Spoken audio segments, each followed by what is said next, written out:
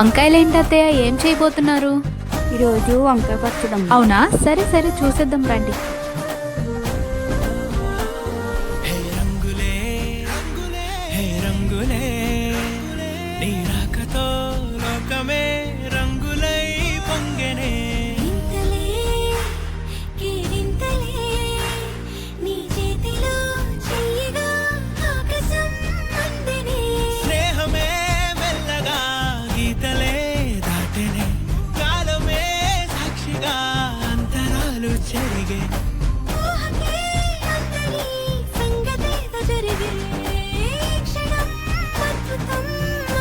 అయిపోయిందా అత్తయ్య?